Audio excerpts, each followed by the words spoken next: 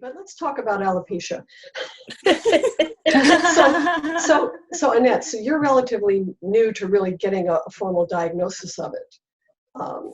Yeah, not new to symptoms, but new to the formal diagnosis. New to the benefits and the assistance that alopecia sufferers might receive in my country. Well, when I first had my first little bald spot when I was in my late 40s. So all my life, I had no sign. We hear about people that lose all the hair when they're 2 years old or something. We see the children. And I was very lucky. I had great hair. And finally, in my late 40s, I started getting little bald spots. And then I would get a cortisone shot and the hair would grow back. And for 7 years, there was no Facebook. And there was no, social media. So I couldn't go to a group like my group and see people like me. It didn't occur to me that I could go bald. And so to you, I know it's probably a little bit scary because now you know that you've got something that could potentially end up taking all your hair or not. This is the unusual. The thing is, if you just looked at the Facebook group, you'd think this was the highest percentage. But it's not. It's just we're the ones who are on it because we're, being active or whatever. But you don't have to assume that that's what's going to happen. No. And many people. I think that's probably one of the hardest things about alopecia is that there is no. It's the unknown. It's not knowing what will happen. I think. Personally, I know for me definitely, if I know what's going to happen, I feel a lot more in control. But I think that's the problem with alopecia is we are out of control because we don't know. It could grow back, it might not. It could get worse, it might not. And for me, just with this journey that you're embarking on now, I think the important thing to remember is, and I don't know if this helps at all, but I have been like this since January of 2008. The bald spots started getting so thick that I finally shaved my head when I had about half hair. And then after 2 months, I didn't have to shave my head anymore because it was just all gone. I went to the form of universalis with no hair anywhere. And here's the really interesting thing. The day I shaved my head, I felt in control again. I didn't have to stop and get depressed picking it up off the floor or out of the sink. And I felt in control of my life. And I haven't looked back, and I tried wigs, and I'm a person who gets very hot here, and I just can't stand to have anything there. But I love it when women can wear them. I'm totally for it. But I couldn't. And I ended up crying several times at a public event because I was so hot in the wig. And then finally, I just decided, look, I can't live the rest of my life feeling physically miserable. Maybe I can get used to the psychological component. And you know what? Once I started going out in public bald, I know it's hard to even imagine doing it, but this is me now. This has been me for 12 years now. It took me about 8 months to get completely comfortable. And I honestly, what I found was when I got a lot of new earrings, and when I just held my head up and acted like there was nothing unusual about me, other people seemed to react less than if I was, acting nervous about it. So I guess what I'm trying to say is, any way it goes, you're going to be okay.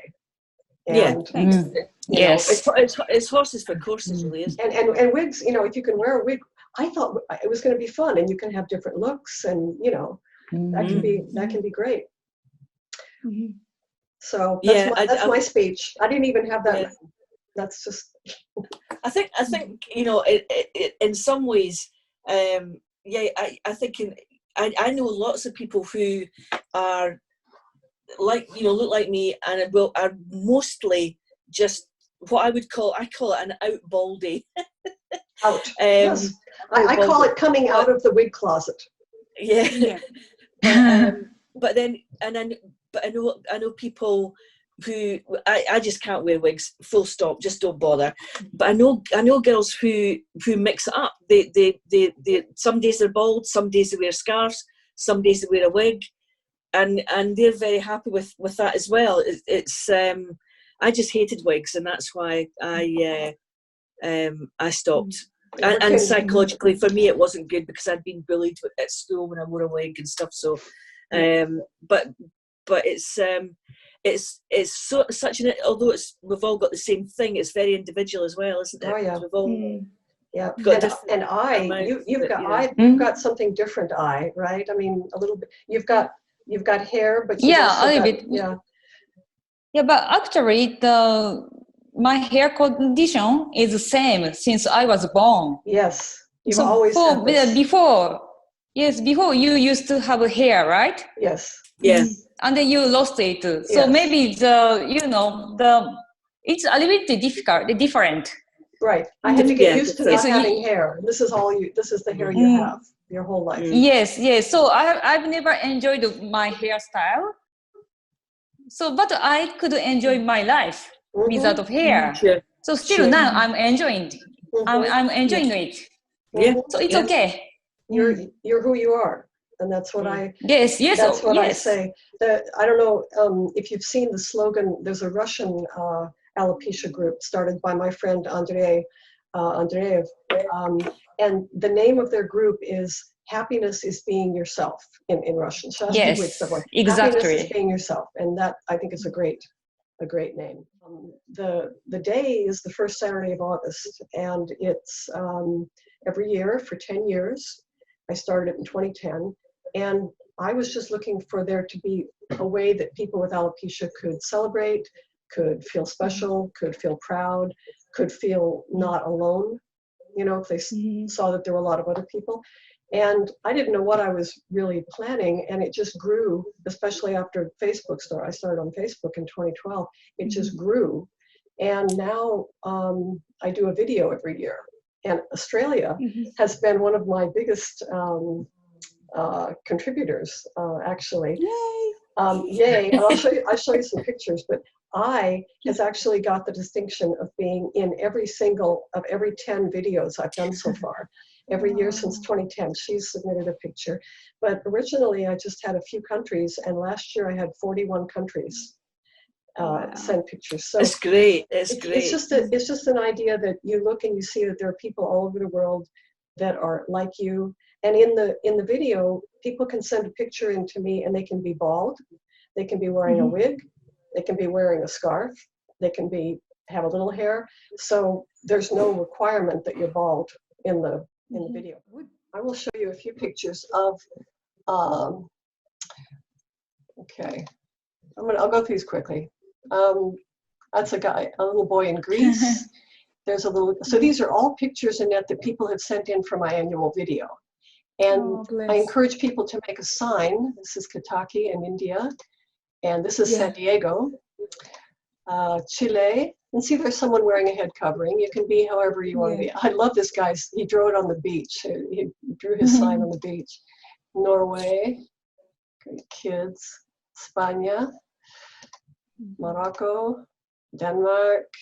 I like her pose. That's just fierce. Barbados. That's good. Yeah. Of course, we get to the UK. We've got Scotland. Whee! I like it when people put their flag in the pic. These pictures are from different years. So this is Amy, who runs the Alopecia UK, or is one of the leaders of that, and Gwyneth in Wales. And this is my friend Karen in Israel. See what's behind her?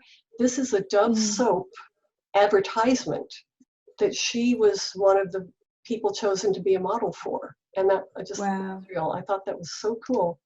And the boy in Russia with his flag.